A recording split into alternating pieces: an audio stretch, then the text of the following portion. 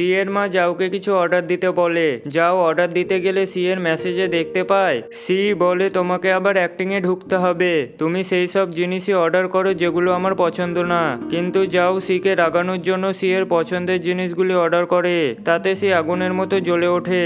আসলে সি চাইছিল তার মায়ের নজরে যাওকে ছোট করতে, যাতে সে বিয়ের জন্য রাজি না হয়। যাওয়ের অর্ডারগুলো সি এর মাকে খুশি করে। তার মা ভাবে যাও তার মেয়ের কত কেয়ার করছে, সেই জন্য সি এর পছন্দের জিনিসগুলো অর্ডার করেছে। এরপর খাবার শেষে যাওকে পেমেন্ট করতে দেখে সি এর মা বলে যাও কত ভালো, তোমার কত কেয়ার করে, তাই তাকে এই সুযোগ হাতছাড়া করতে না বলে। লাঞ্চের পর যাও তাদের পার্কে নিয়ে যায়। সি এর মা বলে তোমরা কি প্রতিদিন এই পার্কে ঘুরতে আসো? যাও উত্তর দিতে গেলে সি আটকিয়ে বলে কাজের প্রেসারের জন্য এখানে প্রতিদিন আসা হয় না।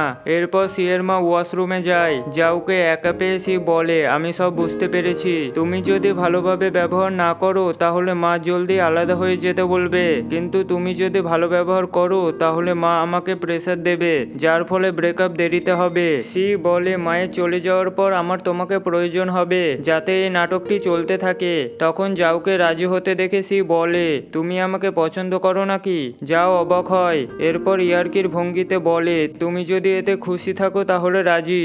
অন্যদিকে কেবিন জিয়াকে ক্যাফেতে ডাকে। কেবিন বুঝে যায় যে জিয়া তাকে নিয়ে একটি নোবেল লিখছে, তাই সেটা জিয়াকে দেখায়। নোবেলটি দেখে জিয়া অবাক হয়। জিয়া বলে আর জীবনের সাথে মিলিত, আর আমি সেটাই করেছি। তখন কেবিন তাকে ধমক দিয়ে বলে তুমি যদি নোবেলটি পরিবর্তন না করো তাহলে আমি পুলিশ ডাকবো। তখন জিয়া ভয় পেয়ে কেবিনের কথা মানতে বাধ্য হয়। সি এর মা যাওকে বলে এত জব থাকতে তুমি ডাক্তার হলে কেন? যাও বলে লোকেদের সাহায্য করতে আমার খুব ভালো লাগে, তাই সে এই ফিল্ডে জয়েন হয়েছে।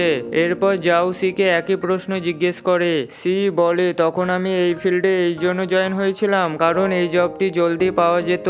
যাও বলে যদি তোমার জবের চিন্তা না থাকতো তাহলে তুমি কোন বিষয় নিয়ে পড়তে? কিন্তু সি যাওয়ের প্রশ্নের উত্তর দিতে পারে না, কারণ জব পাওয়া ছাড়া তার অন্য কোনো স্বপ্ন ছিল না।